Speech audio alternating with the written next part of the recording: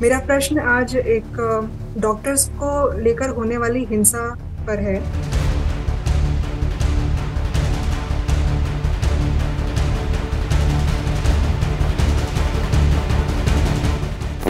हम उसको क्यों इज्जत देंगे? हमारे हिसाब से तो बंदा दवा से नहीं दुआ से ठीक होता है।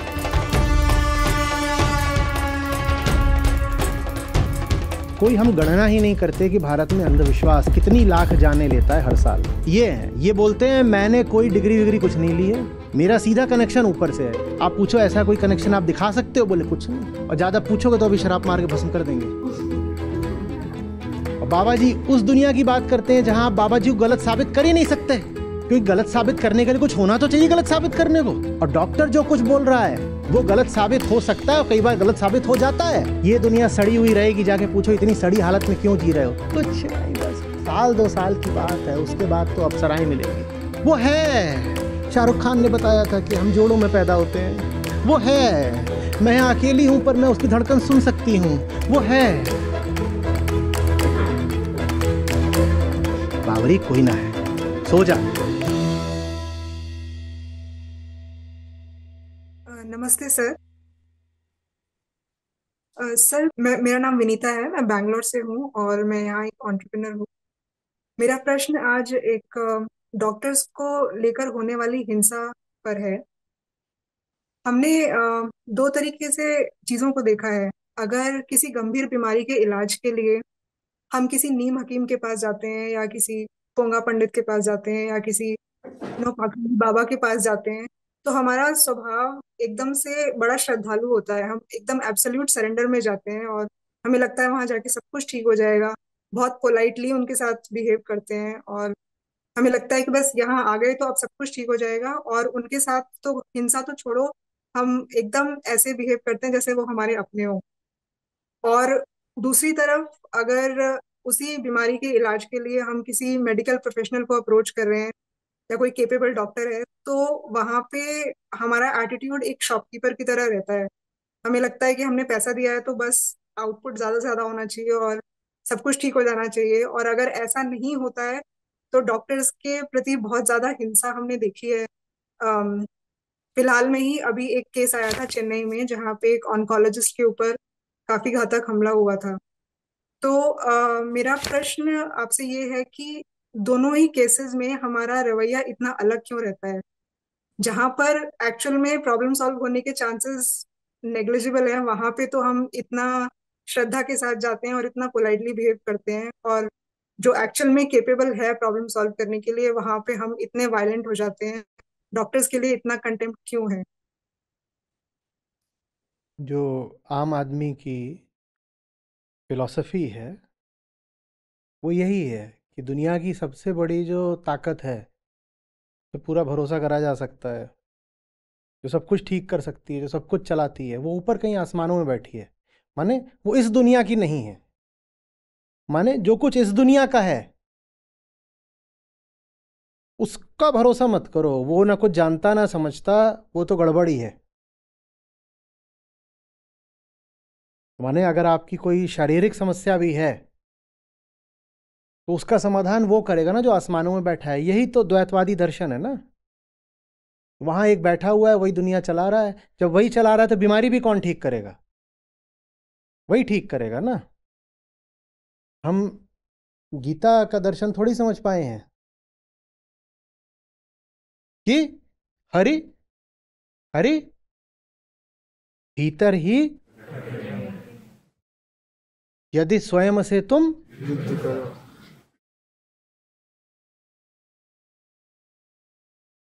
कृष्ण बाहर नहीं जन्मेंगे कहीं, आस ये अवरुद्ध करो, और हरि भीतर ही प्रकटेंगे अभी यदि स्वयं से तुम युद्ध करो। ये हम थोड़ी समझ पाए हैं।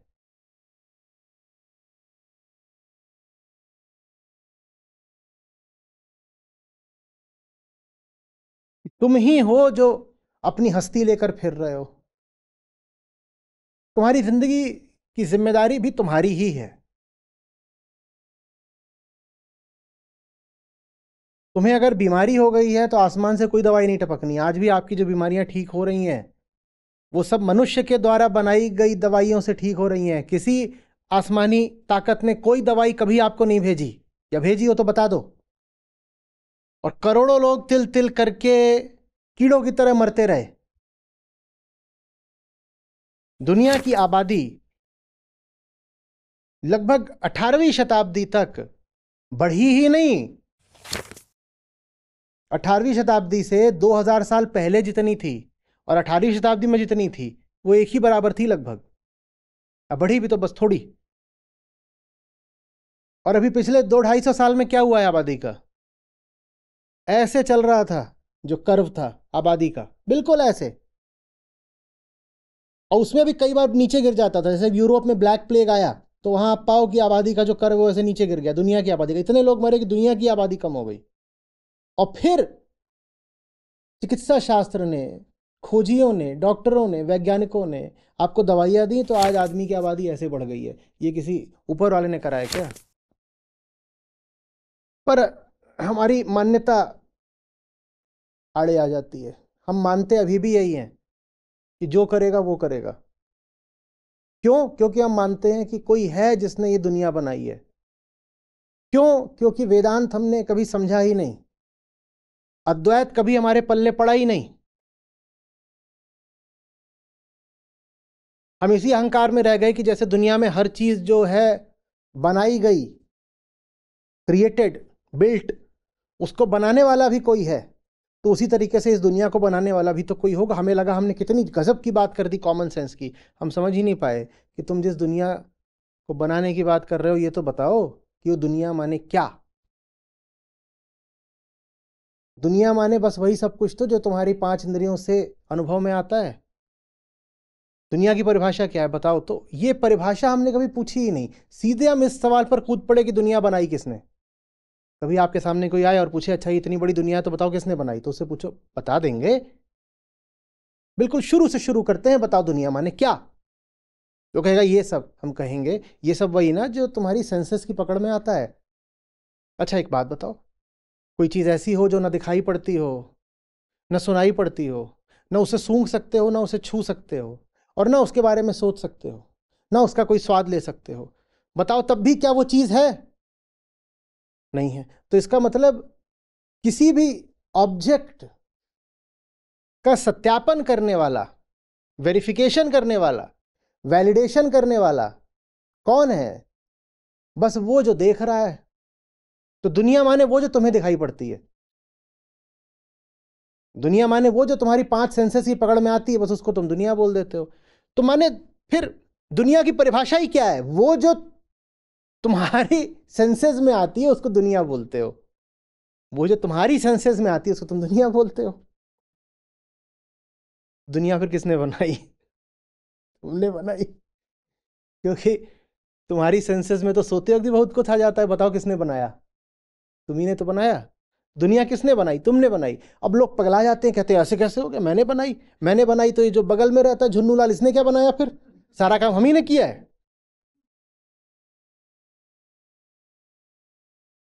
ये जो कॉमन सेंस है ना, बड़ी खतरनाक चीज होती है। आप बिल्कुल बेतुके सवाल पूछते हो जिसमें कोई बुद्धि आपने नहीं लगाई होती और आपको लगता है आपने बड़ी गजब की बात कह दी। हम्म हम इतने ज्यादा बॉडी आइडेंटिफाइड होते हैं कि हमको लगता है कि जो कुछ भी बॉडीली है वो सच है, क्योंकि हम अपने आप को भी क्या मानते हैं? सच। मैं बॉडीली हूं, मैं सच हूं, तो ये भी बॉडीली है, तो ये भी सच है। हम ये पूछना भी नहीं चाहते कि ये क्या है। दुनिया माने क्या? यही है ना दुनिया। दुनिया माने कलेक्शन ऑफ ऑब्जेक्ट्स। हम पूछना भी नहीं चाहते कि ये क्या है। ये वो है मैं जिसका स्पर्श कर सकता हूं, ये वो है मैं जिसके तापमान का अनुभव कर सकता हूं, ये वो है मैं जिसका स्वाद ले सकता हूं, ये वो है मेरे हाथों इसकी रचना हुई है। तो इसकी पूरी परिभाषा में कौन आ रहा है बार बार? मैं आ रहा हूं। तो दुनिया किसने रची है? तो गड़बड़ हो गई। अगर दुनिया मैंने रची है, दुनिया चलाने की जिम्मेदारी भी फिर किसकी है? मेरी है भाई। अब क्या करें वो जो बैठ जाते हैं राम भरोसे कि जो करेगा वो करेगा? वो नहीं करेगा, उसने नहीं बनाई दुनिया, दुनिया तुमने बनाई है। तो दुनिया में अगर तुम्हें दुख है, दुनिया में अगर कुछ ठीक करना है तो वो भी तुम ही करोगे। लेकिन हमारी जो ये जो धारणा है द्वैतवादी कि ऊपर कोई बैठा है, और ये विश्व के सभी धर्मों में है, वेदांत में नहीं थी, फिर भारत में भी आ गई बाद में। वो एक प्रदूषण ही है वेदांत का। वेदांत में मिलावट करी गई, वेदांत का ये एक तरह से प्रदूषण है कि भारत में भी ये मानना शुरू हो गया कि वहां कोई बैठा, उसने ऐसे ऐसे करके दुनिया जो है वो रची है। अगर उसने दुनिया रची है ना, तो इंसान कभी भी दुख मुक्त नहीं हो पाएगा। किसी तरह की रिस्पॉन्सिबिलिटी, जिम्मेदारी इंसान लेने को तैयार नहीं होगा, क्योंकि हर चीज में भाग्य घुसाएगा और प्रारब्ध की कहानी आ जाएगी। और आप कोई कहानी बता दोगे कि अरे उसकी मर्जी के बिना तो पत्ता भी नहीं हिलता, कोई है वही जो राम रचि राखा, कुछ भी बोल दोगे बिना अर्थ समझे। तो ले दे करके ये जो द्वैतवादी है, इसको सारी जिम्मेदारी किसके ऊपर डालनी है? अब ये आ गए हमारे, आओ यार, अपना आपका कैमियो बचा रह गया था। ये है, ये बोलते हैं मैंने कोई डिग्री विग्री कुछ नहीं ली है, मेरा सीधा कनेक्शन उससे है और ये मेरी क्वालिफिकेशन है, मेरा सीधा कनेक्शन ऊपर से है। आप पूछो ऐसा कोई कनेक्शन आप दिखा सकते हो? बोले कुछ नहीं। वो ना वेरीफाइएबल है ना फॉल्सिफाइएबल है, वो तो बस हम जानते हैं कि हमारा डायरेक्ट कनेक्शन है। हरिओम तत्सत। और ज्यादा पूछोगे तो अभी शराब मार के भस्म कर देंगे। 5 भस्म पहले ही कर रखे हो, देखो वहां पड़े हुए हैं।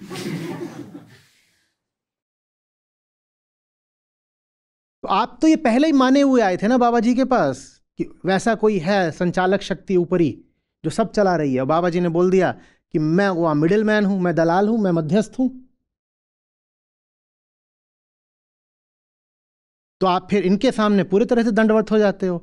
डॉक्टर वो कहता है मैं ऊपर नीचे का तो मेरे पास ऐसा कुछ है नहीं क्रेडिट, हाँ मैंने मेहनत करी है, मैंने किताबें पढ़ी हैं, मैंने प्रयोग करे हैं, और जो मेरा ज्ञान है मैं विनम्रता के साथ ये भी बोल रहा हूं कि वो ज्ञान हो सकता है आगे गलत साबित हो जाए, या जो मुझे पता है उससे बेहतर कोई बात पता चल जाए। जो आज आप दवाइयाँ इस्तेमाल करते हो उससे बेहतर दवाइयाँ लगातार आती रहती हैं, इसीलिए तो रिसर्च होती है। तो डॉक्टर जरा भी दैवीयता का, डिविनिटी का दावा नहीं करता, और हम हैं सब डिविनिटी के आशिक। हमको तो ये सुनना है कि भविष्यवाणी हुई कि ये मरा हुआ बालक अभी मर नहीं सकता, ये जिंदा होगा, ठीक 6 महीने बाद इसकी लाश में प्राण आ जाएंगे। और उस बालक की लाश में प्राण आ गए 6 महीने बाद। जय हो। हम तो इन सब चीजों के बिल्कुल प्रशंसक है ना, इसी को हम धर्म बोलते हैं। वास्तविक धर्म क्या होता है ये हम जानते नहीं। तो बाबा जी कहते हैं वो सब हम जानते हैं, वो सारी विद्या हमसे पूछो। मरे हुए में प्राण कैसे लाने हैं, कोई मर गया है 13 दिन बाद भी उसमें प्राण रहते हैं, वो मैं ला के दिखा दूंगा। ये सारे काम बाबा जी करते हैं। और बाबा जी उस दुनिया की बात करते हैं जहां बाबा जी को गलत साबित कर ही नहीं सकते, क्योंकि गलत साबित करने के लिए कुछ होना तो चाहिए। गलत साबित करने को कुछ है ही नहीं। बाबा जी बस सीधे बोल रहे हैं हाँ हुड़ुड़ुड़ु। अभी हुड़ुड़ुड़ु को गलत कैसे साबित करोगे? और डॉक्टर जो कुछ बोल रहा है वो गलत साबित हो सकता है और कई बार गलत साबित हो जाता है। कई तरह की बीमारियों के इलाज की जो थ्योरीज आज से 40 साल पहले थी, वो थ्योरीज डिस्कार्ड हो चुकी हैं। उनसे बेहतर थ्योरीज आ गई हैं, और आज जो थ्योरीज आ गई हैं 50 साल बाद उनसे भी बेहतर कुछ आ जाएगा। तो डॉक्टर तो बेचारा साधारण इंसान होता है, रिसर्चर, हम उसको क्यों इज्जत देंगे? हमारे हिसाब से तो बंदा दवा से नहीं दुआ से ठीक होता है।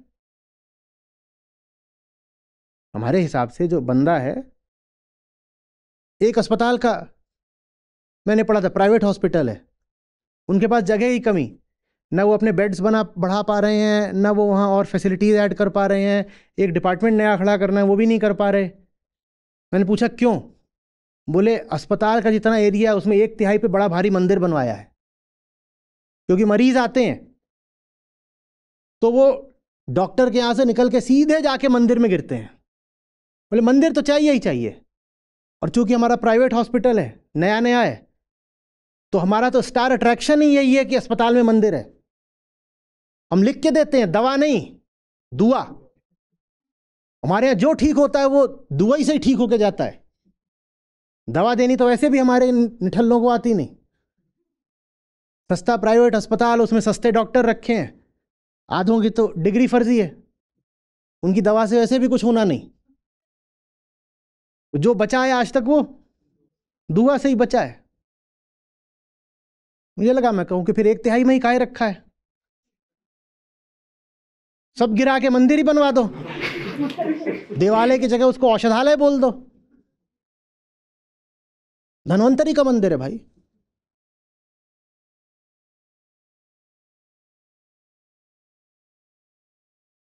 जब तक भारत जिम्मेदारी लेना नहीं सीखेगा, किसी तरह की प्रगति संभव नहीं है। हम एस्केपिस्ट्स बन गए हैं, और वो चीज हमें नकली धर्म ने सिखा दी है। लोक धर्म हमारा पलायनवाद, एस्केपिज्म, अदर वर्ल्डलीनेस के अलावा कुछ नहीं है। ये दुनिया सड़ी हुई रहेगी, जाके पूछो इतनी सड़ी हालत में क्यों जी रहे हो? कुछ नहीं, बस साल 2 साल की बात है, उसके बाद तो अप्सराएं मिलेंगी। काहे के लिए 1-2 साल के लिए अपनी हालत ठीक करूं? मैंने इतने पुण्य कमाए हैं कि अब अप्सराएं मिलनी। अब पुण्य कैसे कमाए हैं? बोले वो सारे काम करे हैं जो कहानियों में वर्णित हैं कि ये करो वो करो, चींटी को आटा खिलाया है, फलाने जानवर की फलाने मंदिर में बलि दी है, भारी भारी पुण्य किए हैं। बहुएं किसी भी तरीके से दूषित ना हो जाएं, इसीलिए उन्हें कभी घर के बाहर क्या, कमरे के बाहर नहीं निकलने दिया है। भारी भारी हमने पुण्य करे हैं। स्वर्ग पक्का है, वो भी फर्स्ट क्लास में। काहे के लिए दुनिया ठीक करें? अब समझ में आ रहा है भारत दुनिया के सार्वजनिक तौर पर सबसे गंदे देशों में क्यों है। कोई जिम्मेदारी नहीं लेना चाहता। हम बहुत गैर जिम्मेदार लोग हैं, क्योंकि जो करेगा वो करेगा, तो मैं क्यों कुछ करूं? मैं क्यों कुछ करूं? अरे बचना होगा तो बच जाएंगे। जाको राखे साइयां, मार सके ना कोई। बाल नबाका कर सके जो जग बैरी हो। और ये बात ऐसे रौद्र रूप में बोली जाती है कि लगता है बिल्कुल सत्य ही वर्णित किया है। बिल्कुल महावाक्य उपनिषदों का जो भी बताया कि जाको रख, गुड़ गुड़ गुड़ गुड़ गुड़ गुड़ गुड़। क्या करना है पढ़ाई करके? अरे जिन्हें पास होना होता है वो हो जाते हैं। क्या करना है ये विचार करके कि परिवार का आकार बढ़ाना है कि नहीं बढ़ाना है? तुम्हारे पिताजी ने कोई विचार किया था? तुम 18 भाई बहन पल गए कि नहीं? जाको राखे साइयां, मार सके। और कैसे पल गए कीड़ों की तरह, इसका तो कोई जिक्र होना ही नहीं है। यहां 18 जने पल गए, पर सब कीड़े की तरह पले हैं।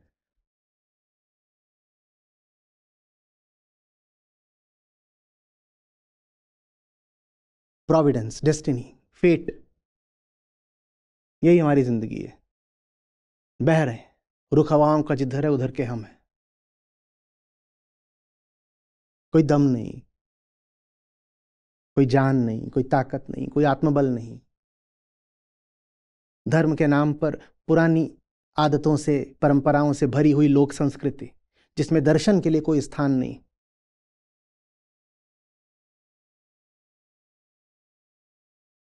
और जितने ज्यादा अशिक्षित और गरीब होते हैं ना, वही इसमें और ज्यादा फंसते हैं। तो जिन्होंने शिक्षा ले ली है, विशेषकर विज्ञान में, वो दुनिया की थोड़ी सच्चाई जानना शुरू कर देते हैं। यहाँ हमारे यहाँ भी, इधर भी आप जाएंगे तो वहाँ पर सड़क किनारे एक बाबा जी ने अपना तंबू गाड़ रखा है,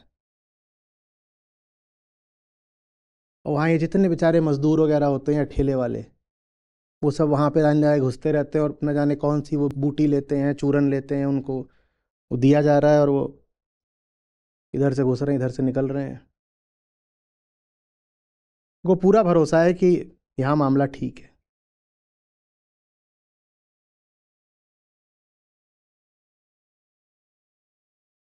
कोई हम गणना ही नहीं करते कि भारत में अंधविश्वास कितनी लाख जाने लेता है हर साल।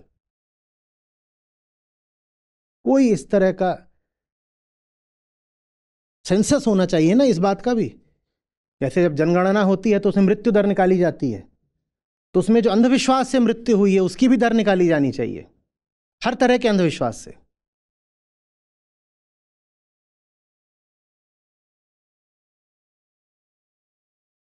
अभी तो था एक बच्चे की बलि दी, उसके टीचर नहीं। ये सब चल रहा है, और मैं बस वो बता रहा हूं जो खबरों में आ गया, सुर्खियों में आ गया। जो पीछे पीछे खुद चल रहा है उसका तो कुछ पता ही नहीं चलता।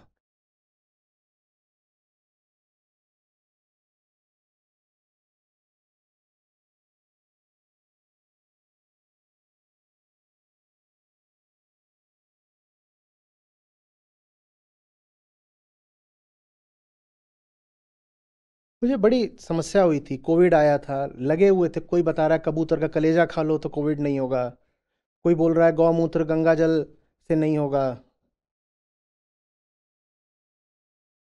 और मैंने उस पर खुलकर बात करी, कई बार बात करी, तो लोगों को बड़ा क्रोध आया।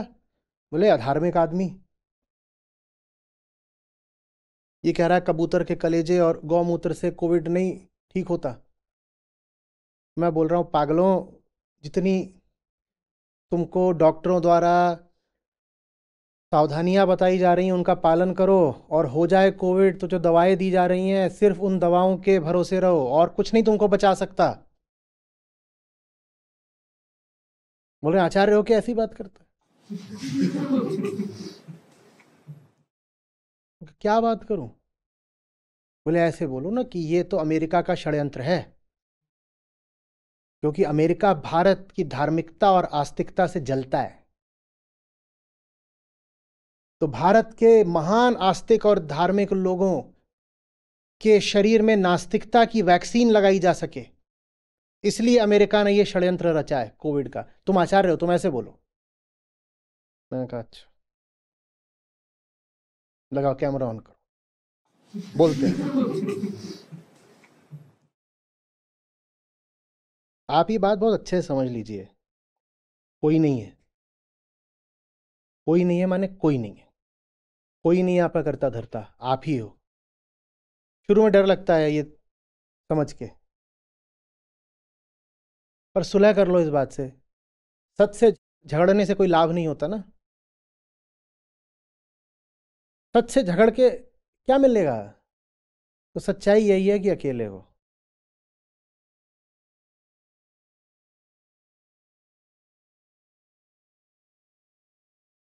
कोई नहीं आने वाला तुमको पालने के लिए। कितने मर रहे हैं, दुनिया आगे बढ़ जाती है, कोई नहीं है तुम्हारा गार्जियन फादर। इतनी देर में हमने बात करी, हजारों लोग मर गए इतनी ही देर में बात करते करते। किसी को कोई फर्क नहीं पड़ता, प्रकृति अपना चक्र आगे बढ़ाती रहती है, कोई फर्क नहीं पड़ता किसी को। कोई नहीं बैठा हुआ है ऊपर दयालु पिता परमेश्वर जो तुम्हारी देखभाल करे। कोई नहीं तुम पे करुणा बरसाने वाला, तुम बस अकेले हो। वेदांत का बड़ा गहरा संबंध है इन तीन से, एग्जिस्टेंशियलिज्म, निहिलिज्म और एब्सर्डिज्म। निहिलिज्म तो लगभग वही है जो आप शून्यता सप्तति में पढ़ रहे हो, शून्यवाद।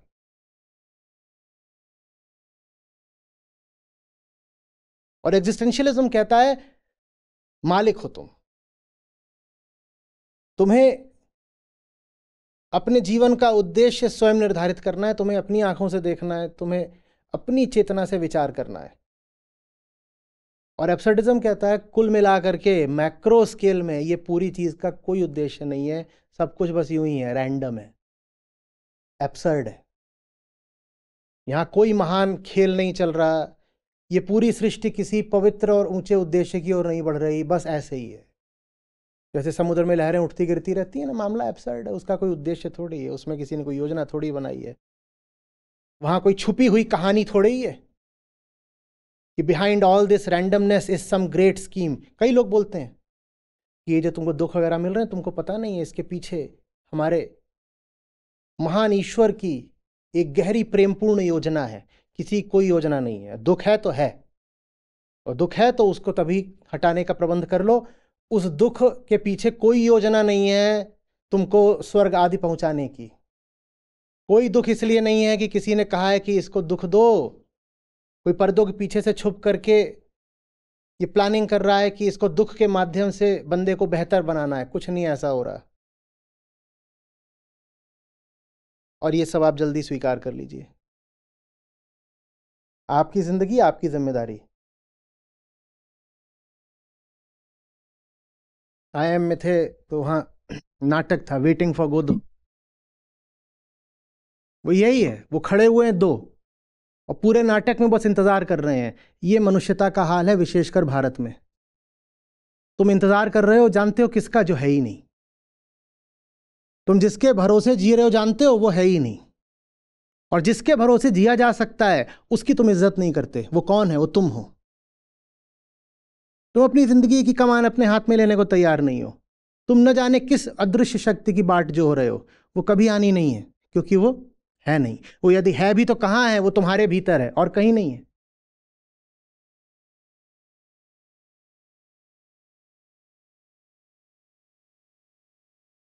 लोक धर्म का भगवान वहां होता है और वास्तविक धर्म का भगवान यहां होता है, तुम्हारी उच्चतम संभावना के रूप में। उसको आत्मा कहते हैं।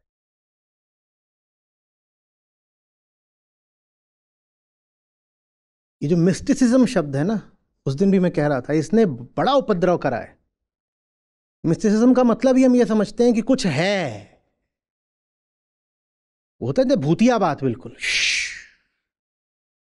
कुछ तो है, कोई तो है। कोई नहीं है।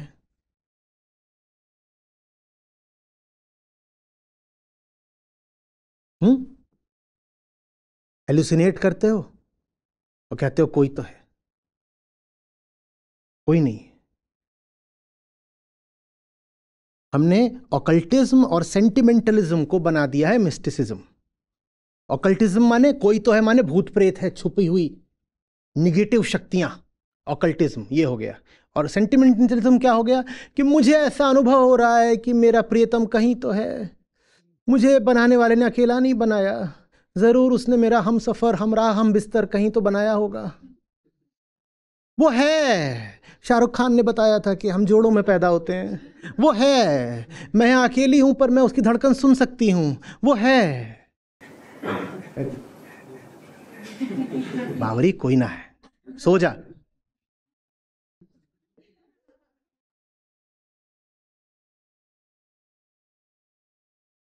और ये सब हम बोलते हैं मिस्टिसिज्म है।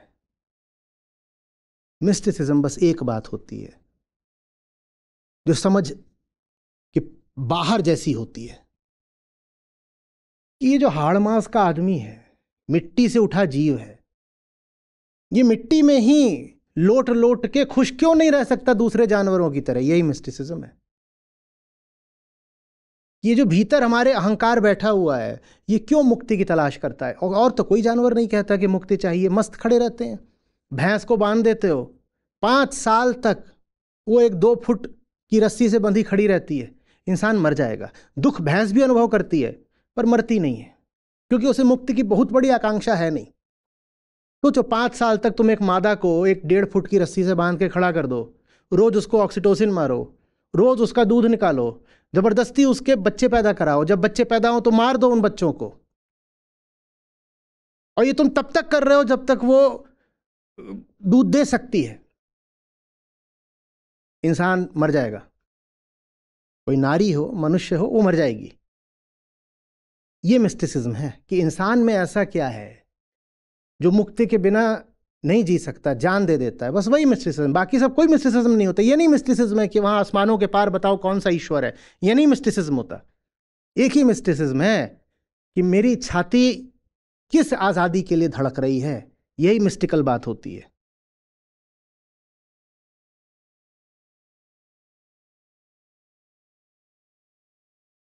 भूत प्रेत, डायन, सेंटिमेंट्स, इमोशंस, पैरानॉर्मल एक्सपीरियंसेस, ये मिस्टिसिज्म नहीं होते। कि वो तो मेरे पति मर रहे थे, उनकी आत्मा उनके शरीर से निकल रही थी और मैंने देख ली निकलती हुई, एकदम मौके पे मेरी नींद खुल गई, बस निकल ही रही थी, मैंने देख ली, क्योंकि मैं तो हुई ऐसी। ये भी जब निकल ही रहे होते थे मैं इनको देख लेती थी और तभी भांजी मार देती थी।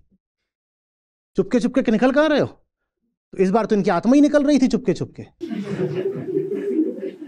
ऐसे ही थोड़ी मैं सती सावित्री पत्नी इनकी, खट से मैंने भांजी मार दी। वो निकल रही थी ऐसे धीरे धीरे धीरे धीरे, अजीब सी गंध के साथ। छठ से बगल के मंदिर में गई, मैंने कहा देखो तुम परमेश्वर, ऐसे नहीं मरने दूंगी, मैं सावित्री के देश की हूं। और वापस आई, मैंने देखा वो आत्मा बिल्कुल डर के दुबक के मेरी दहशत में फिर से अंदर घुस गई थी। ये मिस्टिसिज्म है हमारा। और ये खूब चलता है।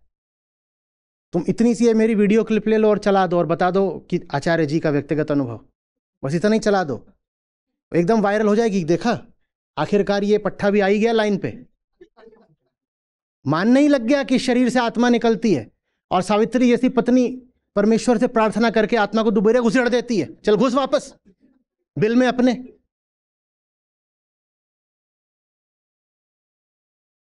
अब इन सब विद्याओं में बेचारे डॉक्टर बड़े असमर्थ होते हैं। वो कहते हैं ये तो MBBS क्या, MD क्या, MDD PDPD चीडी क्या, ये तो कहीं भी नहीं सिखाया जाता कि वो शरीर से निकल रही है उसको वापस कैसे, चल घुस घुस।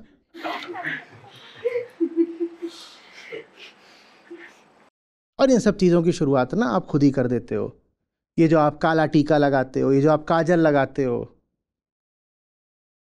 ये जो आप उनके कमर में काला बांध देते हो, बच्चों में अंधविश्वास के बीज, मेडिकल साइंस रिलेटेड जो बातें हैं उनमें बिल्कुल अनसाइंटिफिक उनमें एटीट्यूड डालना, ये आपका ही तो काम होता है। फिर वही बच्चा आगे निकल करके जब घोर अंधविश्वासी बन जाता है, बाबा जी के पास जाके पूछता है कि एड्स हो गया है, कैसे ठीक होगा? बाबा जी बोले बेलपत्र चबाओ अभी ठीक हो जाएगा। वैसे ये बताना एड्स हुआ कैसे, पता बताना थोड़ा बाबा जी।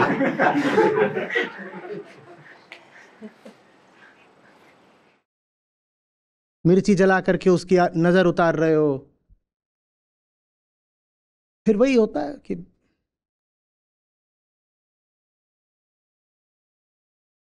The super natural, the paranormal सब प्रकृति मात्र है।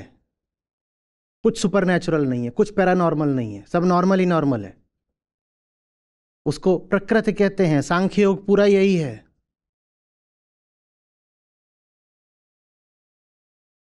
मैं लेकिन कितना भी समझा लूं, जज्बात तो सबके यही उमड़ रहे हैं, पर कुछ तो है, रखे रहो, फिर कुछ तो है।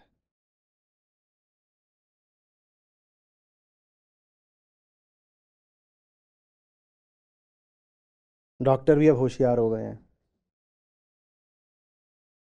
जो थोड़े रुतबे वाले हों गार्ड रखते हैं और कहते हैं जरा भी ये बहकने देखना किसी को, पट से मारना, एक उधर फेंक देना, कहना तू जा, ये दवा की नहीं दुआ की जरूरत है।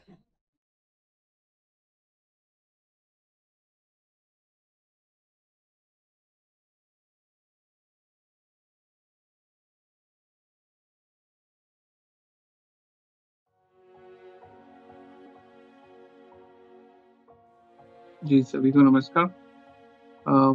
मेरा नाम अतुल है और मैं पिछले 1.5 साल से सत्रों से जुड़ा हूँ और आचार्य जी को लगभग पिछले 3 या 4 सालों से सुन रहा हूँ, आई थिंक कोविड के बाद से। और मैं यूएसए न्यू जर्सी में रहता हूँ। एक इंश्योरेंस कंपनी के लिए एज अ टेक्निकल लीड काम करता हूँ। तो हमेशा तो लाइव सत्रों से जुड़ पाना संभव नहीं हो पाता क्योंकि दिन के समय सत्र होते हैं और उस समय ऑफिस की मीटिंग्स वगैरह चल रही होती हैं, तो इसलिए जब भी वीकेंड पे पॉसिबल हो पाता है तो अटेंड करता हूँ। तो पिछले 1.5 साल में 1.5 साल से तो सत्रों को ही सुन रहा हूँ और उससे पहले जो आचार्य जी से सीखें मिली उनसे काफ़ी फ़ायदा हुआ कि जो चेंजेस मैंने अपने आप में देखे कि समय का काफ़ी सदुपयोग होता है। तो अपने समय की बचत एक जो सबसे बड़ा फ़ायदा लगा। दूसरा कि पहले छोटी-छोटी बातों को लेकर भी बहुत चिंता होती थी जिसको हम इन शॉर्ट माया कह सकते हैं कि कोई भी एक चीज़ उसको ओवरथिंक करते रहता था कि ऐसा क्यों हो गया, ऐसा नहीं होना चाहिए था या फिर ये चीज़ सही होनी चाहिए थी। तो ओवरथिंकिंग वाला इश्यू अभी हट गया है और जो चीज़ भी 10 से 15 मिनट अगर ज़्यादा दिमाग में रहती है दैट मीन्स कि वो माया ही है, तो उसको फिर इमीडिएटली हटा देता हूँ।